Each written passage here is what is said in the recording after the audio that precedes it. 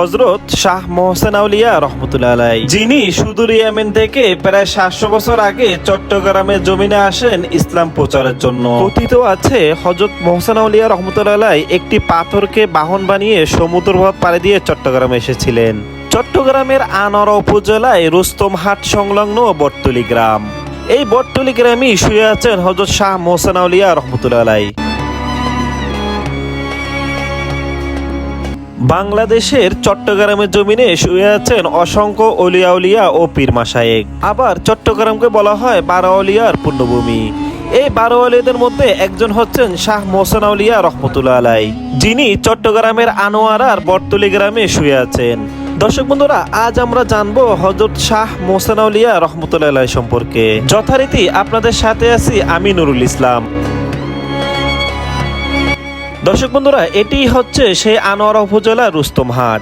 এই রুস্তমহাট ধরে সামনে এগোতেই আমরা দেখতে পেলাম হযরত শাহ মোহসেন আউলিয়া রহমতুল্লাহ আলাইহি এর মাজার গেটটি। এটি হচ্ছে মাজার প্রাঙ্গণের উজুখানা। ধর্মপ্রাণ মুসল্লিরা সকলেই পাক পবিত্র হয়ে নিচ্ছে এই উজুখানায় উজু করে। দর্শক বন্ধুরা, এখন যে গেটটি দেখতেছেন এটি হচ্ছে হযরত শাহ মোহসেন আউলিয়া রহমতুল্লাহ আলাইহি মাজারের প্রবেশের প্রধান গেট। দূর থেকে অনেকক্ষণ তাকিয়ে থাকলাম এই মাজার শরীফের দিকে, আর মনে মনে চিন্তা করতে লাগলাম তিনি 700 বছর আগে বাংলার জমিনে এসে ইসলামের জন্য কতই না কষ্ট করেছেন। এই মহান অলির ইসলামের প্রচারের কারণে কত মানুষই না ইসলামের ছায়াতলে এসেছেন। দর্শক, আমাদের পিছনেই রয়েছে সে হযরত শাহ মোহসেন আউলিয়া রহমতুল্লাহ আলাইহি মাজার শরীফ। দেখেন,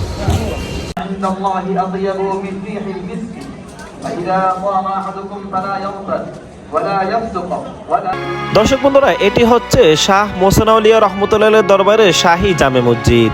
জুমার নামাজের সময় হওয়ার কারণে আমরা সিদ্ধান্ত নিলাম জুমার নামাজ পড়েই মাজার প্রাঙ্গণে প্রবেশ করব।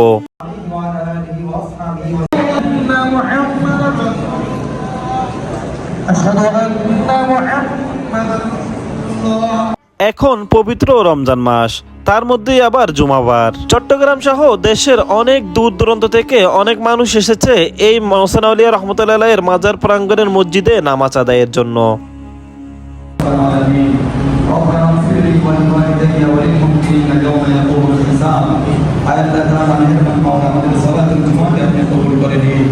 মসজিদ থেকে জুমার নামাজ আদায়ের পরে বের হচ্ছেন মুসল্লিরা। মুসল্লিদের অনেকের সাথেই কথা বলে জানতে পারলাম তারা অনেকেই এসেছেন অনেক দূর দূরান্ত থেকে এই মসজিদে নামাজ আদায়ের জন্য। নামাজ আদায়ের পরে তাদের একটাই উদ্দেশ্য, সেটি হচ্ছে হযরত শাহ মোহসেন আউলিয়া রহমতুল্লাহ আলাইহির মাজার শরীফ জিয়ারত করা। হযরত শাহ মোহসেন আউলিয়া সম্পর্কে জানা যায় তার জন্মস্থান ছিল সুদূর ইয়েমেন। তিনি তার নিজের পিতার কাছেই পারিবারিক শিক্ষা গ্রহণ করেন। পরে প্রাতিষ্ঠানিকভাবে ইসলামী শিক্ষা সমাপ্ত করে তাসাউফের শিক্ষা আয়ত্ত করেন। পরিণত বয়সে আধ্যাত্মিক উৎকর্ষতা সাধন ও কামেলিয়াত প্রাপ্ত হওয়ার পর তার পরিবার সহ তার মামা চট্টগ্রাম শহর আবাদকারী প্রখ্যাত পীরে কামেল হযরত শাহ সুফি সৈয়দ বদর শাহ রহমতুল্লাহ আলাইহির সাথে দিল্লি আসেন। দিল্লিতে আসার পর কিছু সময় তারা সেখানে অবস্থান করেন। এরপর মামা বাগিনা তৎকালীন রাজধানী গৌড় তথা শিক্ষা, শিল্প, সংস্কৃতির কেন্দ্রবিন্দু বাংলায় চলে আসেন। দেখুন দর্শক বন্ধুরা, মসজিদে জুমার নামাজ আদায়ের পর একে একে সবাই আসতে থাকলো এই মাজার প্রাঙ্গণে মাজার জিয়ারত করার জন্য। আমিও তাদের সাথে মাজার জিয়ারত করে মোনাজাতে অংশ নিলাম। জনশ্রুতিতে জানা যায় হযরত বদর শাহ রহমতুল্লাহ আলাইহি এবং হযরত মোহসেন আউলিয়া রহমতুল্লাহ আলাইহি আনোয়ারা থানার গহিরা গ্রামের 8 মাইল পশ্চিমে বঙ্গোপসাগরের তীরে ইসাকালী গ্রামের করিরহাট বন্দরে অবতরণ করেন। কথিত আছে হযরত মোহসেন আউলিয়া রহমতুল্লাহ আলাইহি একটি পাথরকে বাহন বানিয়ে সমুদ্রপথ পাড়ি দিয়ে চট্টগ্রামে এসেছিলেন। দর্শক বন্ধুরা, দেখেন এই সেই পাথর। এই পাথরটিকেই বাহন বানিয়ে সমুদ্র পাড়ি দিয়ে চট্টগ্রামে এসেছিলেন। মাজার প্রাঙ্গণেই অতি সযত্নে এই পাথরটিকে রাখা হয়েছে। আধ্যাত্মিক শক্তি সম্পন্ন কামেল পুরুষ ও শ্রেষ্ঠ সাধক হযরত শাহ মোহসেন আউলিয়া রহমতুল্লাহ আলাইহি সেখানে ইসলাম ধর্ম প্রচার করেন। তার সেই ইসলামের দাওয়াত পেয়ে দলে দলে মানুষ ইসলাম ধর্ম গ্রহণ করে এবং সেখানেই গড়ে ওঠে 12 আউলিয়ার আস্তানা। পরবর্তীতে তা সমুদ্রগর্ভে বিলীন হয়ে যায়। আস্তানাটি বিলীন হয়ে যাওয়ার পর মামা বাগিনা কর্ণফুলী নদীর উত্তর তীরে বর্তমান চট্টগ্রামের মূল শহরে চলে আসেন। দর্শক বন্ধুরা, আমাদের শুয়ে রয়েছেন হযরত শাহ মোহসেন আলী রহমতুল্লাহ আলাইহি। হযরত বদর শাহ রহমতুল্লাহ আলাইহি স্থায়ীভাবে চট্টগ্রাম শহরের বদরপট্টিতে আস্থানা স্থাপন করলেও মোহসেন আউলিয়া পুনরায় আনোয়ারায় ফিরে আসেন এবং শঙ্খ নদীর উপকূলে জিউরি গ্রামে বসতি স্থাপন করেন। সেখানেই পরবর্তীতে থেকে যান। ওই এলাকায় থাকাকালীনই হযরত মোহসেন আউলিয়া রহমতুল্লাহ আলাইহির ধর্মপ্রচার অতিমাত্রায় বৃদ্ধি পায় এবং অল্প সময়ের মধ্যে অসংখ্য ভক্ত ও মুরিদের সৃষ্টি হয়। দর্শক বন্ধুরা, দেখেন ওই যে আমার পিছনে সবাই আসছে মাজার জিয়ারত করার জন্য। দেখেন এখানে সবাই কাজ করতেছে, কেউ জিয়ারত করতেছে। দেখেন হযরত শাহ মোহসেন আউলিয়া রহমতুল্লাহ আলাইহির অনেক অলৌকিক ঘটনা ও কারামত আজও মানুষের মুখে মুখে শোনা যায়। একদিন পার্শ্ববর্তী নদীর তীরে এক বোবা রাখাল ছেলে গরু চড়াচ্ছিল। তিনি ছেলেটিকে কাছে ডাকলেন এবং নাম ঠিকানা জানতে চাইলেন। ছেলেটি বোবা বলে কথা বলতে পারল না। হযরত মোহসেন আউলিয়া রহমতুল্লাহ আলাইহি মাথায় হাত বুলে দেওয়ার সাথে সাথে মহান আল্লাহ তার বাকশক্তি ফিরিয়ে দেন।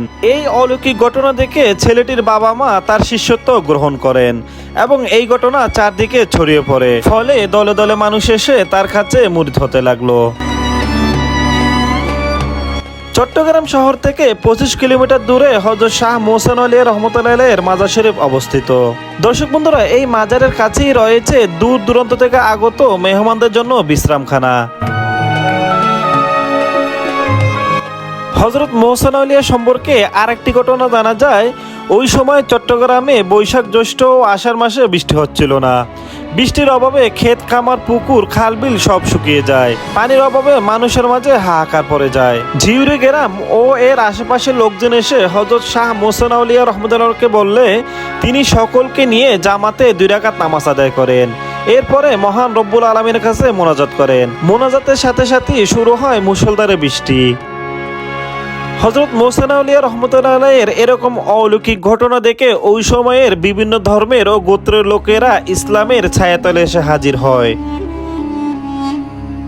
হযরত মোহসেন আউলিয়া রহমতুল্লাহ আলাইহি 1565 খ্রিস্টাব্দের আষাঢ় মাসের 6 তারিখে আনুমানিক 99 বছর বয়সে ইন্তেকাল করেন।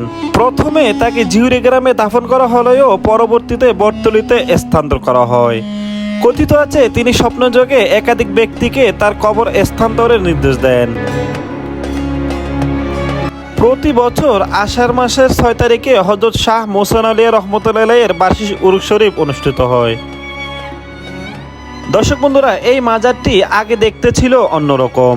মাজার শরীফের মোতাওয়াল্লি ওয়ারিশগণ ও খাদেমদের অনুরোধ ক্রমে চট্টগ্রাম সিটি কর্পোরেশনের সাবেক মেয়র আলহাজ মঞ্জুর আলম এটিকে পুনর্নির্মাণ করেন। এটির নির্মাণশৈলী দেখতে খুবই সুন্দর ও আকর্ষণীয়। সুদূর ইয়ামেন থেকে এসে হযরত মোহসেন আউলিয়া রহমতুল্লাহ আলাইহি চট্টগ্রামের জমিনকে ইসলামের আলো আলোকিত করেন। বর্তমানে তার নামে আনোয়ারা উপজেলায় বটতলী গ্রামে স্কুল কলেজ ও বিভিন্ন প্রতিষ্ঠান প্রতিষ্ঠিত। দর্শক বন্ধুরা, আমি যেটুকু পেরেছি এই মহান ওলির জীবনী আপনাদের সামনে তুলে ধরার চেষ্টা করেছি। আজ এ পর্যন্ত। দেখা হবে এরকম অন্য একটি ভিডিওতে। সেই পর্যন্ত সকলে ভালো থাকুন, সুস্থ থাকুন।